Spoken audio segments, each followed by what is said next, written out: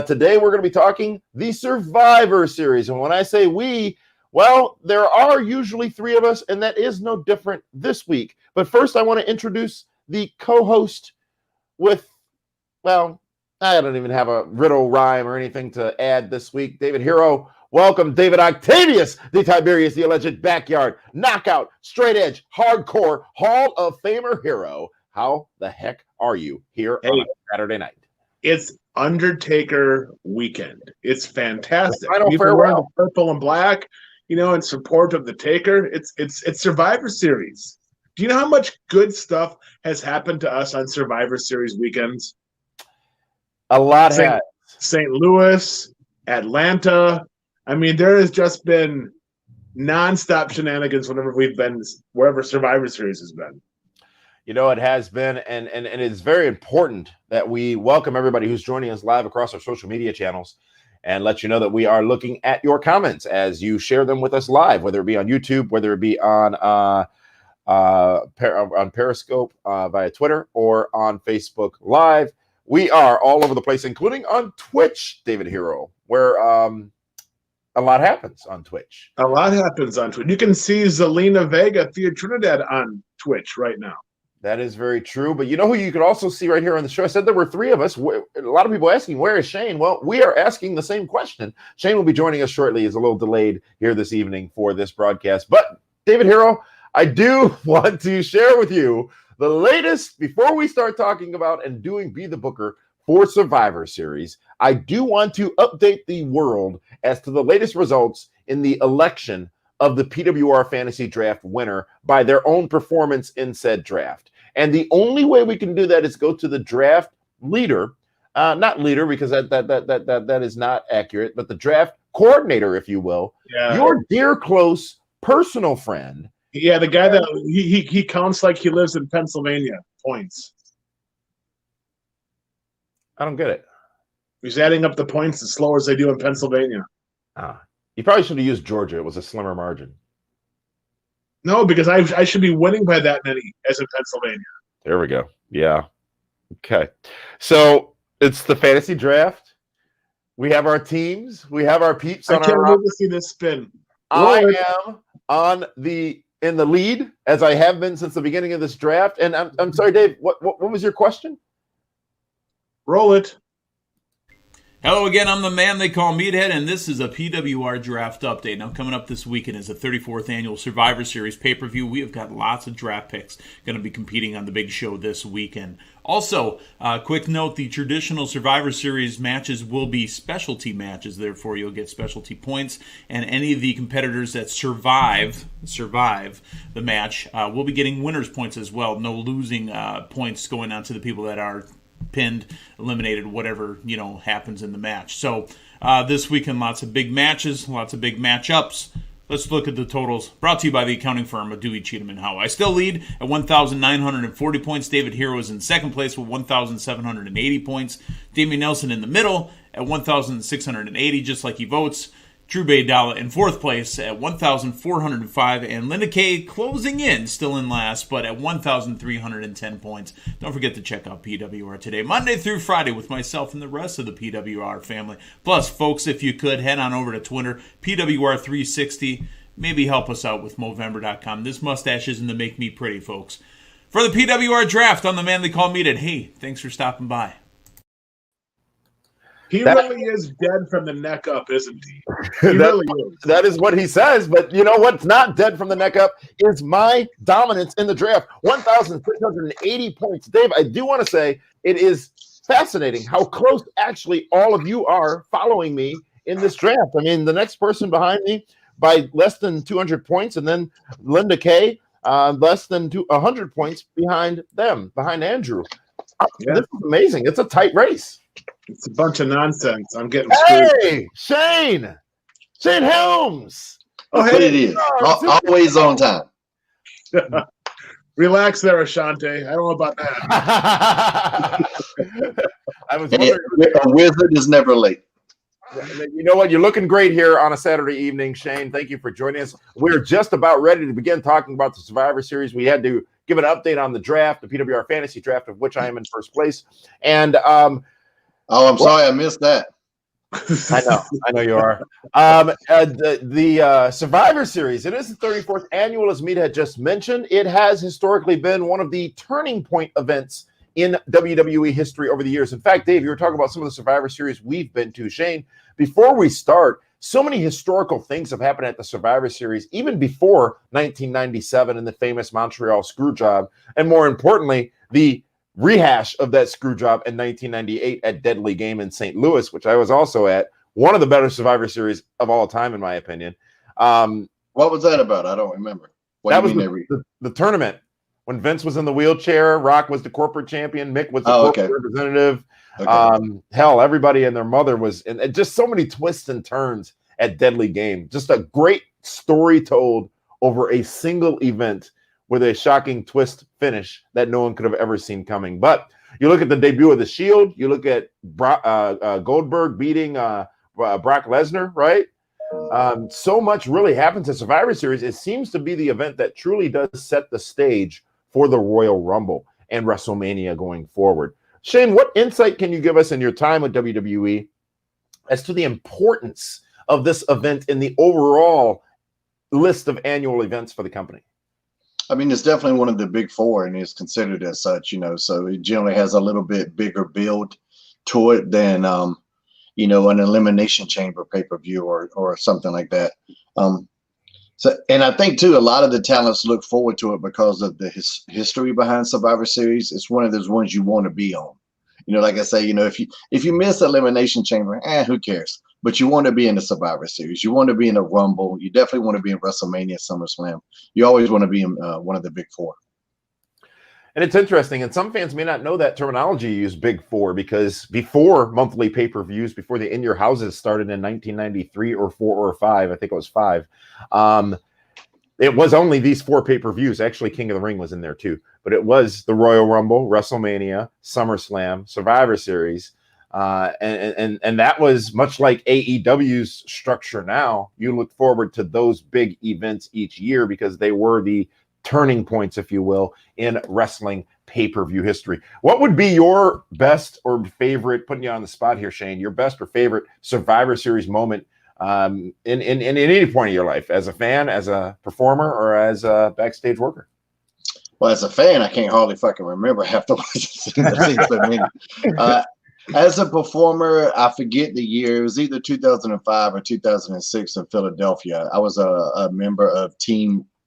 What was the fucking name of the team? Team Rated RKO. It was Edge, Randy Orton, myself, Mike Knox from ECW, and John Morrison against Team DX, which was Sean. Knox Tista. Yeah. So we had a reunion there. And we went against Shawn Michaels, Triple H, Matt and Jeff, and CM Punk. And it was kind of especially because it was Philly, it was a coming out party for CM Punk as well that night. Yeah. And it was really good. We all agreed to do the 5-0 sweep. I couldn't remember it being done, but I think it had been done, but not by any significance if none of us could remember it. But that one, we all agreed in it, thought it was cool, and I was really instrumental in laying out a good portion of that, so I was very happy with that. And as a producer last year, I helped produce the men's Survivor Series match, which was, of course, it was Raw versus SmackDown versus NXT, where the entire time is kind of a triple threat match going on. And on paper, that sounded really daunting and challenging, and it was, but I think what we all put together came out really nice. And I think it was the best match on the pay-per-view last year. A lot of people say, Shane, to that point, and a lot of very smart people in this business say that when you get into those multi-person matchups and battle royals and 6-on-6-on-6 tag matches or whatever, those are just really, really challenging to book and to produce. Oh, yeah. Oh, for sure. Because, you got so much that could go wrong. There's so much that could go wrong in a one-on-one match. When you put, I don't know how many, I guess it was 15 people last year. 15 guys, yeah. Yeah, so we have 15 different people. You want to highlight everybody at least. Like, that's how I look at those matches. Anytime I'm in a multi-man match like that, I want everybody to have their moment, no matter, if it's big or small. And there's certain people that are going to get bigger highlights, and certain people sometimes you're just not. The 2005 one I just mentioned, Mike Knox, wasn't really an ideal scenario for him to happen, but we made the best of it. But so that was a big daunting thing with the 15-man one that we had last year. But it ain't easy, but if you got enough talented minds together, it can work out. And you kind of have to set egos aside sometimes, because I know specifically Kevin Owens kind of took one for the team in terms of he was such a big star, but didn't really quite have as great a moment as a Kevin Owens should have in that match last week. And that always, I respect it. He gained a lot of respect from me that night for that. Fair enough. Well, with a little bit of insider shit that nobody ever heard. Well, let's move right into this year's Survivor Series. It is the 34th annual. As we said, it's the 2020 version of the Survivor Series. So who knows what will happen in this wonky year of years. Now, there is a theme surrounding this overall event, and that is it is the Undertaker's final farewell, rather. They started saying that it was going to be the Undertaker's final farewell. They've backed off that a little bit. I'm intrigued to see what this means, because if you look at how we got here, if you will, you had those great specials, that great special on the WWE network, and sort of sealed the end of his career, I guess you can say, which would lead very nicely into what they're doing. Do this final farewell thing here. Maybe it leads to some physicality. Maybe it doesn't. But seemingly, if WrestleMania becomes normal again next year, we've got the class that was never inducted this year, and maybe Undertaker becomes part of that class to be inducted into the Hall of Fame next year. But the Undertaker is wrapped all around the Survivor Series. There will be a kickoff battle royal featuring stars from both brands. I'm not sure we can necessarily book this matchup, but it will be members from both Raw and SmackDown. And is there a standout from either of you, Dave, in this? Well, the top guys are going to be in it. That's for sure. You're not going to see Randy Orton in that battle royal. I don't think we even have a list of competitors, do we? You know what? I'll say Buddy Murphy. Just because. All right. Okay. You know what I mean? Again, these picks will not be held against you later. They better not be, because I don't know who's all in it. But, but hey, you got to have Buddy Murphy follow up with something big after his victory over Seth Rollins last night. Let him win the Battle Royal. Because I don't have the card fresh in my mind, Damien, that's why I'm going to rely on you. Does Keith Lee have a match? Yes, he is part of the Men's Survivor Series match. Okay, so he won't be in the Battle Royal. Well, we don't even know who's in it. So Rey Mysterio, Buddy Lee Murphy. Buddy Lee Murphy? Yeah, why not? Okay. I'm on board for Buddy Lee Murphy. Yeah. From this point forward. Well, let's move on to a match that may be easier to book, because we do know the participants in their totality. And this one is for the Intercontinental Championship. Dave, we're going to start with you. No, pump the brakes. It's the U.S. title versus the IC title. So, Shane, question for you. Is it for the Intercontinental Championship, as I said? No. Titles aren't on the line. They're not? Yeah. No. Why bother? Who cares? What's the point? I love how the guy that's hosting the show doesn't know. That's the beauty of this right now. Agreed, but also valid point from Damien. Who cares? Like, it really bothers me that they're doing the Clash of the Champions at Survivor Series. Like, this is what Clash of the Champions, by name alone, should be champion versus champion. But they're still going for the brand versus brand superiority, bragging rights, which, no, with all due respect, we barely gave a fuck about that. The only time it really mattered to us, and this is I was doing my Gregory Helms Hill run. Like, the brands were split back then. There was no crossover. We didn't jump back and forth. And there was this in-company rivalry about who was putting on the better show, and SmackDown. And I felt that we definitely had the better roster back then. And like, when we would go over, we would do these simultaneous tours overseas in Europe. And it was always who did the bigger house that night, who did the bigger house. And SmackDown generally did in those days. So that's the only time it's mattered. Now there's nobody gives a shit. Yeah. You can't tell one brand from the other. There was a time, as you said, around the time you said that it was palpable. and the teams were different and the shows were different. But now, I don't want to get into that. But what I do want to get into is they have an opportunity here. So you talk about it being like Clash of Champions, Shane. We just came off the heels of the draft a couple of weeks ago. And what if this were all part of that? So you have your, whether it be a Clash or Survivor Series, you have champion versus champion, and no titles change hands, but the winner, loses their opportunity on the brand they're on, or maybe you move the titles around based on what happens in these matches, and they can make it like a part of the overall process, which could be interesting. Yeah, I mean, they really missed the boat in terms of stakes, though. Like, it's matches that, of course, I want to see Roman versus Drew and stuff like that, to a degree. But if you take away stakes, I mean, you can even have it where as a champion, why would you even? It's so stupid. Why would you risk? Like, this is how you guys. I've talked about this before. How I hate non-title matches for champions. Like, if you're a legit champion, you don't go out there and risk your health and your championship, on a match that doesn't matter. Sami Zayn did that last night. Sami Zayn did that last night. And it's stupid. It was stupid last night. And it's going to be stupid tomorrow. I mean, if anything, you could have it where that champion that loses their title, then they could do a tournament or a battle royal on that brand to get a new one. But you're right. There are no consequences, which just makes it regular matches, which should make it almost easier for us to book. Right, Shane? It should, yeah.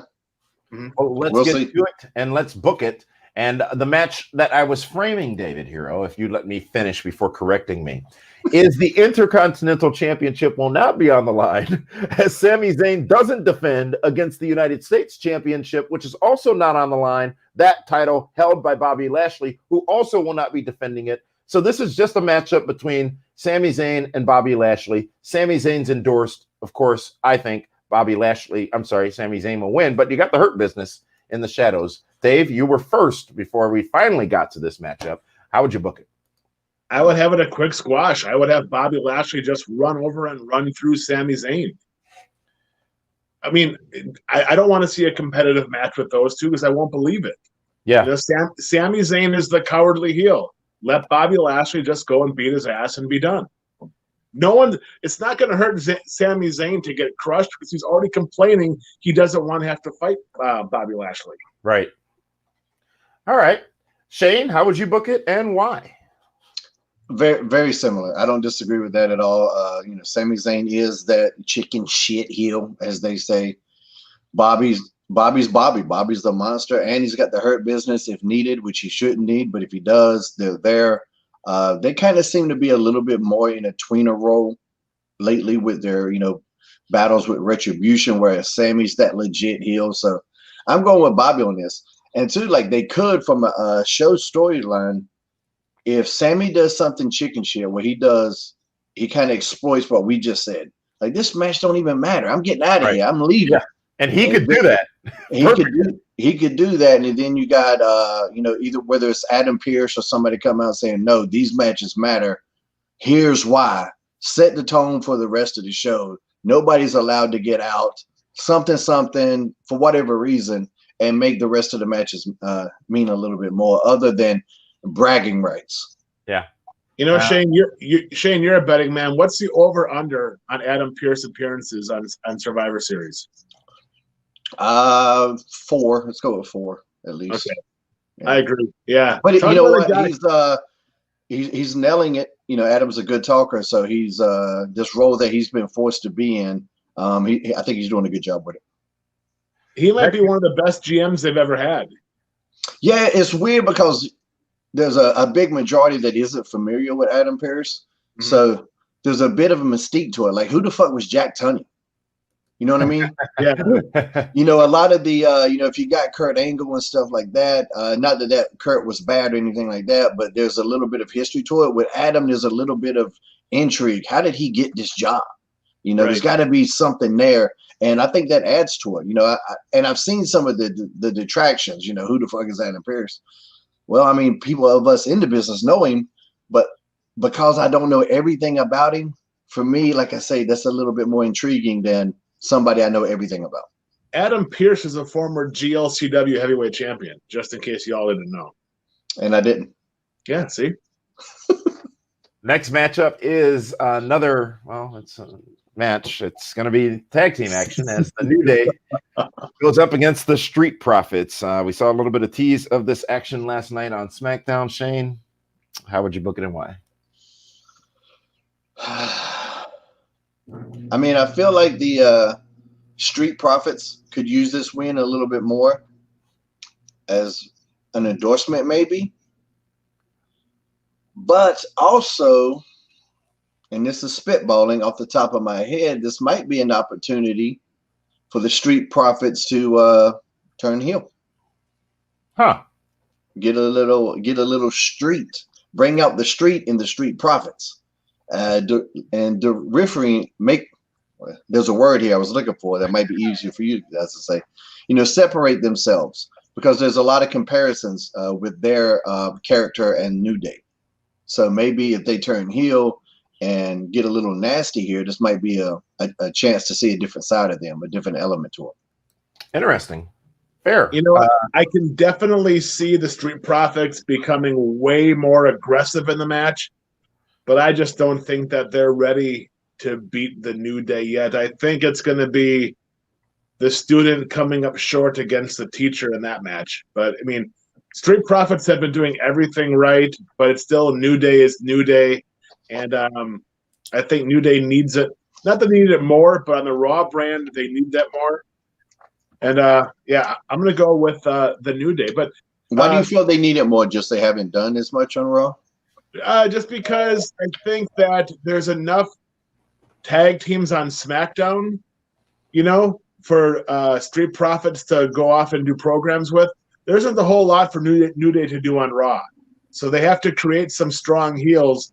And if they come up short against the Street Profits, a younger team, kind of hurts the credibility for New Day on Raw. Even though they've been stars and 10-time tag champs, it's a different New Day than it was 6 months ago. Gotcha. You know what also was interesting to me, and Shane, we've talked about this before with guys using different finishes. Jey Uso and Montez Ford both have the same finish. Montez Ford goes 10 feet higher when he does his, it's just amazing to see how that is still happening even on the. But does Jey do a frog splash, or he just does like the traditional Samoan splash? It looks like the Samoan splash. Well, and Montez does the frog splash, so you got at least a little teeny tiny bit. Oh, is it the frog? Okay, I don't know. He gets so high I can't see him half the time. So yeah, that motherfucker's got ups. That's the highest of them all. Yeah. RVD was higher in a different regard. He was higher. His was higher before he even got to the first turnbuckle. But I think his came down harder. If I'm not mistaken. I'm gonna tell you, I got hit with Jimmy Snuka's splash one time, and I thought I was gonna die. This was maybe 96, 95, and I was so excited about it. And I was laying there and I'm selling, but I'm watching him climb the turnbuckle, and it's the bottom, and then it's the second turnbuckle, and then it's the top, and I'm just sitting there and I'm giddy. I'm filled with glee. Because I'm watching, I'm still a market heart, I got in this shit because I love it. And I'm watching the Superfly, and I'm about to get the splash. And I got so caught up watching him that I didn't brace myself. And he squished the fuck out of me, fire shot out of my ass. And I went from all of this adulation to I hate this motherfucker. Fire shot out my okay. All right. So it will be the women's championships not on the line as the Raw champion Asuka goes up against the SmackDown champion Sasha Banks. Shane, how would you book this match and make it meaningful? Well, you already made it meaningful earlier in the night with the explanation, but how would you book this match and why? I think this is going to be the match with shenanigans. I don't know if we'll get a victor out of this. Asuka's had a great run. I like the way that, Sasha's got a lot of noise surrounding her right now. So this one's a little bit harder to pick, but, with Bayley and all the other women involved in these two, you could see some shenanigans. If I had to pick a winner here, I think I want to go with Sasha. All right. Shane Helms would book Sasha Banks to win this matchup. David Hero, where should I be putting the red marker? Oh, you know what? Asuka has done everything there is to do this year. But you got to believe it is. It has to be Sasha's time. The only X factor for me is where does Carmella play in all of this? Because Carmella has been coming out and jumping Sasha the last couple of weeks. Carmella is not booked on the show, so you got to believe she's going to be around somewhere. I'm going to go with Sasha Banks. I think that this is the match that she needs to win. Asuka's going to be just fine, but Sasha needs it right now. But do you think, throwing a caveat, you think Carmella could cost Sasha the match? Oh, absolutely. Absolutely. Without a doubt. Both going for Banks. Next matchup is our first of two traditional Survivor Series matchups. And listen carefully, this being the women's version of the Survivor Series matchup.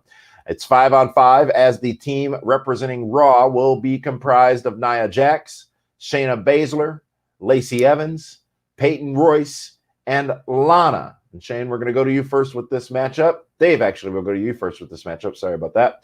And then on the SmackDown side of things, it's going to be Bianca Belair teaming up with Ruby Riott, Liv Morgan, Bayley, and Natalya. And these two teams will go on and face each other for brand supremacy, I guess, on the Survivor Series tomorrow night. David Hero. Oh, Dave, you love that match so much you went away and you came back. Hi. Well, because I wanted to think, I thought so hard about it, I starlighted the entire show. Women's Survivor Series matchup. I'm going to go with Team SmackDown. I think Team SmackDown has all of those girls on that team.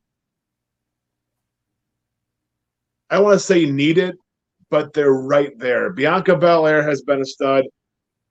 Liv and Ruby Riott have been restarted so many times. They need this to elevate them. Bayley is not going to come out and now lose a month after losing her title. Natty might be the only one that's eliminated on that team. I can see, the other four girls winning, but without question, just because they swapped out that Raw women's match, so with taking out Mandy and Dana and putting in Peyton Royce and Lacey Evans, that team's a mess. But the only thing I'm pretty sure of is that Nia Jax will put Lana through a table again. All right. Team Raw for David, right? No, Team SmackDown. Team SmackDown. Sorry about that. Shane, how and why would you book this match? Yeah. The first question is, why would you book it, Shane? That's the first question. I don't know. I think SmackDown might be a good choice, but I could also see, because of how they've been pushing Nia and Shayna Baszler, I could also see. I think I'm going to go with Raw on this one. The Raw ladies win, and then Lana still goes through the table. I think that she's celebrating them win at the end, but you still got to go through this table. Two matches remain, but before we get to them, and thank you for that analysis, gentlemen, we want to remind all of you that you too can look as great as these two by heading on over to our partner in our merchandise realm, that being collarandelbowbrand.com. David Hero, tell everybody all about it. Go to collarandelbowbrand.com, use promo code PWR360, save 10%. Or just head over there and use their other promo code for their big Black Friday. I believe it's a 25% coupon coming up. collarandelbowbrand.com. Get all your Christmas needs and goodies at collarandelbowbrand.com. And who are you wearing? Oh, I'm going old school with the purple and black for Undertaker, but it's the ECW inspired collar and elbow brand. And Shane, you're always rocking it too. It looks like we've got a little. I doubled up. We got the collar and elbow brand hoodie. Yes, collar and elbow brand hoodie underneath the Stand Back Hurricane, which this one, especially during this pandemic, I've been telling people to stand back for years. Nobody wants to listen, but you can also get that at collarandelbowbrand.com. And you know what's great about that hoodie there, as I look at it, is it reminds me, that's like the Bobby Heenan font. Remember when Heenan just said Bobby or Heenan or whatever on it? That's some good stuff. collarandelbowbrand.com, ladies and gentlemen, a great partner of the show. and we appreciate you supporting them, which all in turn supports us. And there is another Survivor Series matchup, and we're going to start with you, Shane, on this one. It is the men's Survivor Series matchup. Representing the Raw side of things will be Keith Lee, AJ Styles, Sheamus, Braun Strowman, and Riddle, formerly Don't Call Me Matt. Representing SmackDown will be Kevin Owens, Jey Uso, King Corbin, Seth Rollins, and Otis. All spots now filled, as Adam Pearce gave the final spot to Otis just this past week. So, Shane, how would you book this match? Shane he didn't want to talk about it, Dave. And I understand. You can tell Shane's heated about this one. I'll start off. There is no way that the Raw brand is going to lose, because it's everyone on Team Raw is basically considered a top guy, a main event player, a title contender. Whereas on the SmackDown brand, King Corbin has been stuck in neutral. Kevin Owens has been in neutral. Jey Uso is the only one that has a little bit of steam. We haven't really seen Otis do anything since he lost his briefcase. And Seth Rollins, I mean, yeah, I just don't. I mean, when you got guys like Big Keith Lee, who is a future star in WWE on Raw, Braun Strowman, who is their legit beast, AJ, the team captain. I mean, there's no way Team Raw can lose this match. All right, Shane, how about you? This men's Survivor Series matchup, who and why? So what you just said, I thought everybody you just said was on. Tell me who's all on each team, because my gimmick flaked out there. All right, so on the representing. Hey, speaking of that, go to manscaped.com, use promo code PWR. My gimmick never flakes out in that regard. What are you talking about? Go ahead. No, go ahead. Manscaped.com. I think you get 20% off and free shipping using promo code PWR. But be that as it may, let's go back to the match of the men's Survivor Series style matchup. The participants are as follows. On the Raw side, it's Keith Lee, AJ Styles, Sheamus, Braun Strowman, and Matt Don't Call Me Riddle. And representing SmackDown will be Kevin Owens, Jey Uso, King Corbin, Seth Rollins, and Otis. Yeah, that looks like a Raw victory to me. It seems one-sided, but that might be when they give you the swerve and go to SmackDown. That could definitely happen, but that seems pretty clear-cut that Raw's the heavy favorite there. Yeah, for many reasons. You know what? And you talked about it earlier, and we're going to hop right into it. The main event, if you will, a money match in any regard. This one is also not champion versus champion. Wait, it is champion versus champion, but it doesn't matter if you win, because you keep your championship and you don't lose your whatever. Drew McIntyre wins the WWE Championship from Randy Orton this past Monday on Raw. I want to talk about that first with both of you.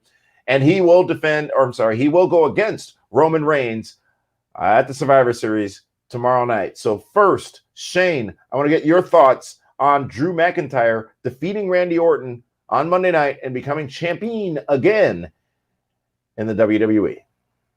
I mean, that was surprising. I don't think there's been a championship like on Raw, a championship change hands like that in a while. So that was pretty good. I'm pretty sure fans love that. It's good for Drew to get that championship back. You know, it solidifies him as a top guy. You know, you don't want to be a one and done. You know, sometimes the second reign is more important than the first. So it's very important. What Roman has been doing, going his promo, especially this one this past Friday, was just, he's on another level right now. You know, the best work of his career by far, especially in terms of the promo. Just referring to Drew as a secondary title holder. You'll always be my favorite number 2. It's just like I mean, that's when you got to take the hat off to the writing team and whoever's helping with this promos, because there's some really good shit happening there. So yeah, I'm looking forward to this. I'm going with Roman. I don't know why you would take any steam off of him, but there could be involvement from other people. That Randy could be involved. There could be all kinds of things that happen in this match, you know. So might not get a clear-cut finish here. Probably won't, but if I had to pick one, I'm going with Roman. All right, Dave Hero, Drew McIntyre, your boy is the new champion again. And now he goes against Roman Reigns Sunday on pay-per-view. Both guys have been fantastic. I mean, and the contract signing last night was believable. Both guys believe they're going to win. And it's been a while since we've had a match like this, a heavyweight title match where you're like, I have no idea. It's 51-49, probably Roman Reigns. But I guess I wouldn't be surprised because both guys have so much steam going forward. I mean, beating Randy Orton for Drew McIntyre, Roman Reigns just being unstoppable. But since Roman has won the title, he hasn't really beaten anybody. Even when he won it, he didn't really beat anybody because it was so quick. But, you got to believe it's Roman Reigns' match to win. I'm curious to see if they're going to put a time limit on this. I could see this going to be a draw and keeping both champions strong on both brands, hoping to get that dream match back maybe at WrestleMania or the Royal Rumble. Interesting. Yeah, because from a business standpoint, with each brand being on a different network, those networks want their show to be the better show. Absolutely. So this is tricky to even have a match like this. It's tricky for WWE to even have a match like this. As you look at the card and you look at what you guys have stated, and you look at what you just said, David, about this matchup, or maybe it was you, Shane. I'm sorry, there potentially being some outside involvement. If you look at this card in its entirety, what is the takeaway from this event after it's over? There has to be something more. Because just you know what they should do? They should have like a gimmick representatives of the USA Network and of Fox, and they're backstage watching, and then they start getting in a fight with each other. Yes. Well, I mean, what you could do is the winner of the Survivor Series men's match, that Raw or SmackDown brand, whoever wins, Raw or SmackDown gets number 30 in the Rumble. Oh, there you go. Connected. I like that. And same for the girls. Yeah, that's beautiful. Dave. It's hey, it's not just Eric Bischoff that does Be the Booker. We do it also. But I mean, you have to have consequences. But the one takeaway I take from all this is imagine how much better the shows would be if there wasn't a brand extension. Because a lot of these matches on paper look really good. Mm-hmm. Yeah, that's a good point. And keep in mind, the Undertaker's there too, so there might be. You could hear that gong. Listen, the fanboy in me doesn't want it to end this Sunday. Well, you know what? The fanboy in me wants it to go further, and I think he might want to make up a little bit with that Roman match. I know we all think Roman and Rock are going to happen at Mania. Or at least that's a hope. But if for some reason that slipped through the cracks, maybe the Undertaker's last ride is at Mania against Roman. So you could hear that gong. Or maybe it's against The Fiend. I could see The Fiend coming out and ruining Undertaker's nice. Yep. And then but he's did The Fiend before. See, for me, the Undertaker and The Fiend, they cancel each other out in terms of their character. When you got a crazy character like The Fiend, it works better against a straight guy. Mm-hmm. No, I agree. I mean, it's just I just can't see this being it without people there and totally. I mean, of course, he sold 100 TikToks at $1,000 or 30 cameos at $1,000. Now he's on TikTok. He's becoming a pop culture crossover star. But I just think that Taker wants to have that one more match. It may or may not happen. I think that they're going to set something up tomorrow at Survivor Series that will eventually lead into WrestleMania. That's what I'm thinking. I'm thinking something's got to happen. I would hope so. But they're going to have to figure out a way not to give it away because, the Mark Henry thing was so good the last time we had a retirement. It was awesome.